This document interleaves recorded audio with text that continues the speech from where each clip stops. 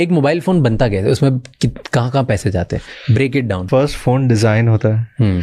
Design में आप सबको डिज़ाइन करते हो कि फ़ोन में डिज़ाइनिंग का मतलब सिर्फ ये नहीं होता कि फ़ोन का कलर्स डिज़ाइन करना, फ़ोन का पूरा स्ट्रक्चर डिज़ाइन करना, टूलिंग किट्स डिज़ाइन करना, इसका फंक्शनिंग कौन से प्रोसेसर के साथ कैसे होगा वो सब कुछ डिज़ाइन करना कि कौन से फंक्शन के साथ कैसे हम लोग इसको चीपर ला सकते हैं। सेकंड स्टेज उसका नेगोशिएशन आते हैं उसके वेंडर्स के साथ का। ठीक है। थर्ड इसके अंदर जो सारे कंपोनेंट्स आते हैं जो which are the most important thing के कंपोनेंट्स होते हैं, जो मेमोरी होती है। अगर मैं 5 बड़े कंपोनेंट्स अगर मैं बात करूँ तो एक मेमोरी कॉस्ट होती है, camera, chipset, displays. Okay, this are the 4 biggest cost, rest फिर would be all put together, but ये 4 और 5 मिला के पूरा फोन बनता है। मतलब ये 4 जो कॉस्ट है which will cover up to 75% और 80% ऑफ योर कॉस्ट। ठीक है।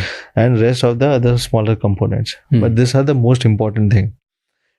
It would be processor, as I said, processor हो गया, कैमरा हो गया, आपका डिस्प्ले हो गया, and the chipset. This are the 4 biggest things. ये होने के बाद में वंस यू सी कि this design is functioning with this particular all the 4-5 items and all the 5th items together, तो फिर आप उसका असेंबली और मैन्युफैक्चरिंग के बारे में सोचते हो आप। Okay, you procure the material and then you assemble, and you assemble then, which is currently happening in India for us also. Okay. हम इंडिया में ही उसको assemble और manufacture करवा रहे हैं फिलहाल, and that's how I think this is the entire journey of the phone.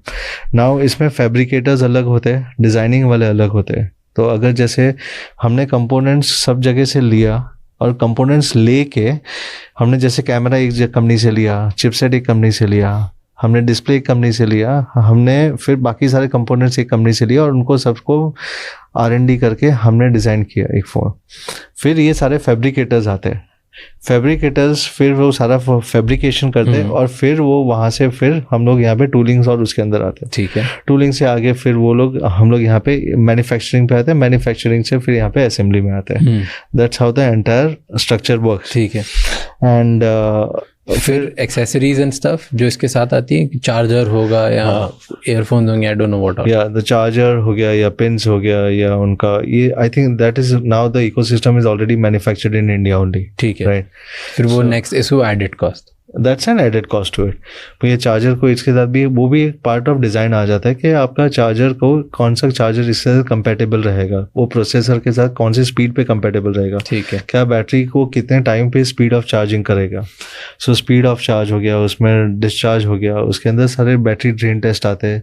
So there are 1000 test in every single thing. Even charger के अंदर भी केबल्स के स्ट्रेस टेस्ट आते हैं कि कितने न्यूटन्स में उनको हम लोग उसको फोल्ड कर सकते हैं। So how much pressure we can give